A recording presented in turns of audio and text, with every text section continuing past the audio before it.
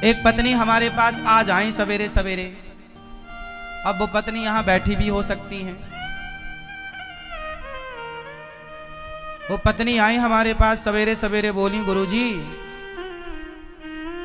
हमारा मन भगवान में लग गया है। ये तो बहुत अच्छी बात है, लेकिन हमारे पति जो हैं अभी तक उनका मन भगवान में नहीं लगा, और वो हमारे पास आते हैं और हमारे पास आकर के वो प्रेम का इजहार करते हैं। हमें तो अब सारे विषय वासनाओं से मन हट चुका है, मन भगवान में लग चुका है, लेकिन हमारे पति देवता का मन अभी तक भगवान में नहीं लगा। हम तो ब्रह्मचारी बन के अब रहना चाहती हैं, पर हमारे पति अभी ब्रह्मचारी नहीं बन पाए। क्या करें? हमें बहुत मन से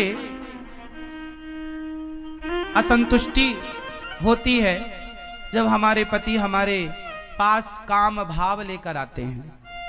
हमारा मन बेचैन हो जाता है कि हमारे हृदय में जो कृष्ण हैं पता नहीं वो निकलकर बाहर ना चले जाएं। ऐसा उस बहन ने मेरे से सवाल किया कि जब पति काम भाव से अपनी पत्नी के पास आता है तो पत्नी को अच्छा नहीं लगता, क्योंकि पत्नी के अंदर भगवत भक्ति जाग गई है, प्रेम जाग गया है।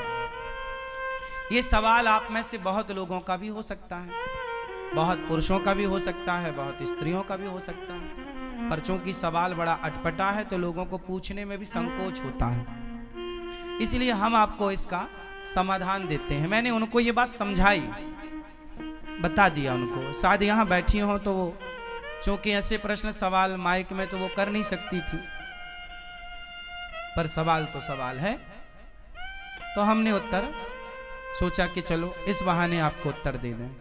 प्रश्न समझ में आ गया? अब उत्तर सुनो।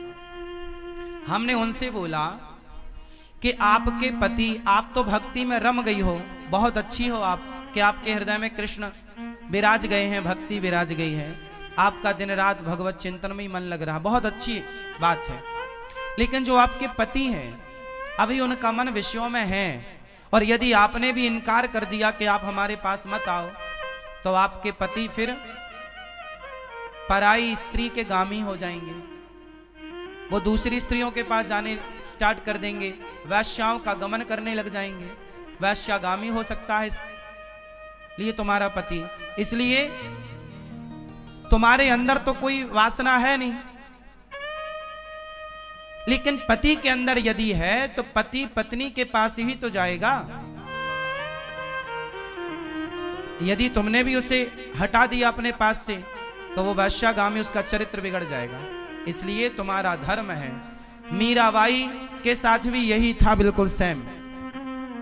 मीरा का विवाह बचपन में कृष्ण से हो गया था, मान लिया था उन्होंने पति कि मेरे तो पति गिरधर गोपाल हैं, लेकिन फिर भी उनके माँ बाप ने जबरदस्ती उनका विवाह भोजराज से कर दिया, जो राणा के बेटे हैं।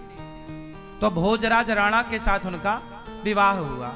जब उनकी पहली रात आई मिलन की, मीराबाई को बिठाया गया एक कमरे में, सिर्फ दीपक का प्रकाश था, और जो कि रिवाज है घूंघट डाल के मीराबाई को बिठाया गया।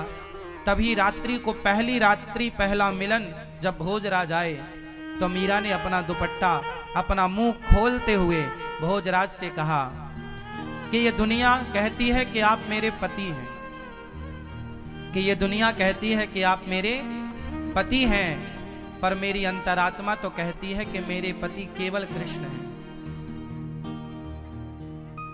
लेकिन मेरे मन पर, मेरे प्राणों पर तो कृष्ण का अधिकार है, लेकिन आप व्यवहार जगत में मेरे पति बने हैं। सारी दुनिया तो यही मानती है कि आप मेरे पति हैं, कृष्ण मेरे पति हैं, ये तो केवल मैं जानती हूं। मेरे मन की बातें या मैं जानूं या वो जाने, आप तो नहीं जान पाओगे। तो मेरा मन, मेरे प्राणों पर, मेरे मन पर तो मेरे कृष्ण का अधिकार है, लेकिन आप यदि मुझे अपनी पत्नी मानते हैं तो आपके सामने मेरा शरीर है। यदि मेरे शरीर की भूख है आपको, तो मेरे शरीर से आप अपनी भूख मिटा सकते हैं, मैं मना नहीं करूंगी। आप मेरे शरीर से अपनी भूख मिटा लीजिए, लेकिन मेरे मन पर, मेरे प्राणों पर तो मेरे गिरधर गोपाल का ही वश है, कब्जा है। तो इस बात से यह सिद्ध होता है कि यदि आपका पति कामुक है तो फिर आपका धर्म है कि आप अपने पति को भी धीरे धीरे सत्संग से जोड़ें, कथाओं से जोड़ें, धीरे धीरे उसके मन को भी बदलें और उसका साथ दें। आप यदि सोचेंगी कि मैं तो भक्ति में रमी हूं, अब मेरे पति जो मेरे साथ रमण करेंगे तो वो गलत है, वो गलत नहीं है। आपका धर्म है कि आप अपने पति को खुश रखें, प्रसन्न रखें, धीरे धीरे उसे भी सत्संग से जोड़कर। देखो, मन बदला जा सकता है, मन बदला जा सकता है। कैसे? सत्संग से।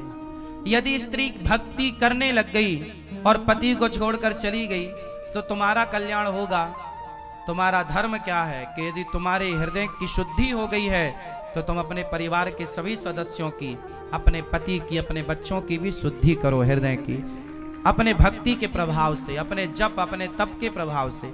यदि आप केवल भक्ति करने लग गई और भाग गई घर से कि अब जी तो मैं तो वृंदावन रहूंगी, मैं तो घर में नहीं रहूंगी, तो ये तो भागना हो जाएगा, ये तो रण छोड़ के भागना हो जाएगा। फिर आपका धाम में आकर के वास करना, अपने पति को छोड़कर, अपने बच्चों को छोड़कर, ये आपका धर्म नहीं है। धर्म तो ये है कि पति और बच्चों के साथ रहकर जो प्रेम आपके भीतर जागा है वही प्रेम पति और पुत्र के भीतर जागा कर उनका भी कल्याण कीजिए और उनका साथ दीजिए। और ये पति पत्नी का अधिकार होता है एक दूसरे के लिए। उस अधिकार से ना पत्नी वंचित करे पति को, ना पति वंचित करे पत्नी को। पति पत्नी दोनों आप खुश हैं, ये बहुत अच्छी बात है। ना तो पत्नी पर पुरुषगामी बने, ना तो पति पर स्त्रीगामी बने। यदि कोई पुरुष पर स्त्रीगामी है, याद रखिएगा, बहुत स्पष्टता से समझिएगा, यदि कोई पुरुष पर स्त्रीगामी है और कोई स्त्री पर पुरुषगामी है तो आप ही बताइए दोषी कौन है? उत्तर दो। यदि आपका पति पर स्त्रीगामी है, मीन्स पर स्त्री के पास रहता है, तो इसका जिम्मेदार कौन है? कौन? कौन? यदि पति पर पुरुषगामी है, पर स्त्रीगामी है, तो जिम्मेदार कौन है? और स्त्री यदि पर पुरुषगामी होगी तो जिम्मेदार कौन है?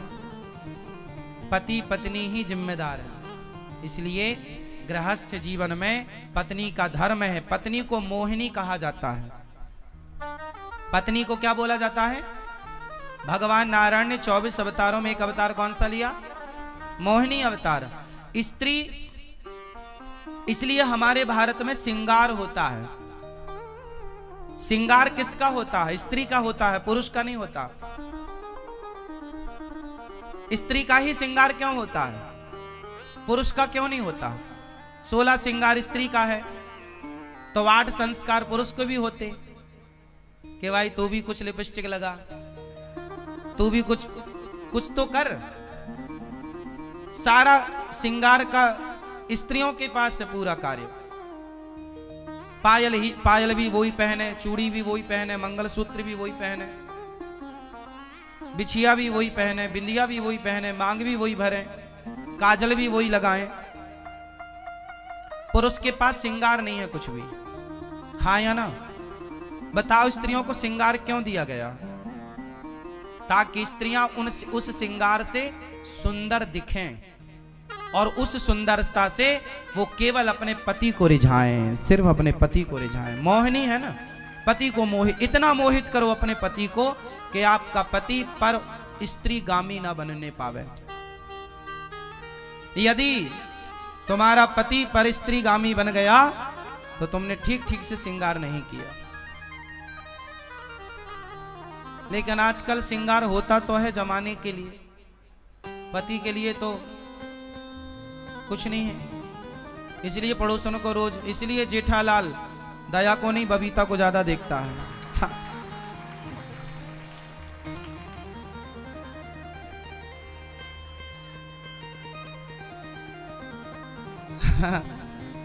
सही है ना? तो स्त्री को कैसा होना चाहिए? पति के लिए मोहिनी होना चाहिए, जो अपने पति के मन को मोहित करती रहे। और आपने यदि मोहित नहीं किया तो आपकी पड़ोसन मोहित कर लेगी, और वो मोहित करेगी तो फिर आप रोती आओगी, गुरुजी हमारे पति का चक्कर है। समस्या सब तरफ से है। मोहित करो वो अच्छा है। ये मोहित है? कहां धर्म पत्नी आपकी? घर मोहित कर लेती है वो आपको? उन्हीं से मोहित हो ना। हाँ, या तो पत्नी से मोहित रहो, या पति से, या परमेश्वर से, तीसरा कोई नहीं। और पति पत्नी का भी एक टाइम है। पति और पत्नी भी साथ में तब तक आप रमण करो जब तक कि आपके बच्चे अभी छोटे हैं। जब बाप का जूता बेटे के पांव में फिट बैठने लग जाए और मां की चप्पल बेटी के पांव में फिट बैठने लग जाए, तब से तुम दोनों पति पत्नी को भोगी बनकर नहीं, योगी बनकर रहना चाहिए। अब आप दोनों भी कंट्रोल करो धीरे धीरे, क्योंकि हमारा उद्देश्य विषयों का भोग नहीं है। हमने विवाह भोगों के लिए किया ही नहीं था, भोगों पर कंट्रोल करने के लिए विवाह, लगाम लगाने के लिए। लेकिन आज उल्टा होता है कि मन की चंचलता बढ़ती चली जाती है। अच्छा, ये सारे दोष इसलिए होते हैं क्योंकि सत्संग नहीं है। क्या नहीं है? सत्संग। और सत्संग ना होने से बिनु सत्संग विवेक ना होई, और राम कृपा बिनु सुलभ ना सोई। सत्संग की जरूरत है। सत्संग सुनेंगे तो दोनों, अच्छा सत्संग किससे सुनना चाहिए? पति पत्नी दोनों को, क्योंकि दोनों की समझ चाहिए। एक की समझ है पर दूसरे की नहीं है, तो एक गाड़ी साइकिल का एक पहिया पंचर है, और एक सही है तो भी साइकिल अपने लक्ष्य तक नहीं पहुंचेगी। दोनों पहिया बड़ा। पत्नी और पति दोनों को एक विचारधारा का होना चाहिए। किस विचारधारा का होना चाहिए? एक विचार। यदि दो विचार हो गए तो उन पति पत्नी में झगड़ा तब होता है जब विचार दो होते हैं। पत्नी का विचार कुछ और पति का विचार नहीं मिलने से पति पत्नी में क्या होता है? तलाक होता है, झगड़ा होता है। और विचार मिल गए तो फिर अर्धांगिनी होता है। हमारे यहाँ क्या होता है? अर्धांगिनी। हमारे यहाँ वाइफ नहीं होती, हस्बैंड नहीं होता। हमारे यहाँ धर्म पत्नी, और धर्म पत्नी है, ये हमारी अर्धांगिनी है। और ये हमारे परमेश्वर हैं, पति परमेश्वर।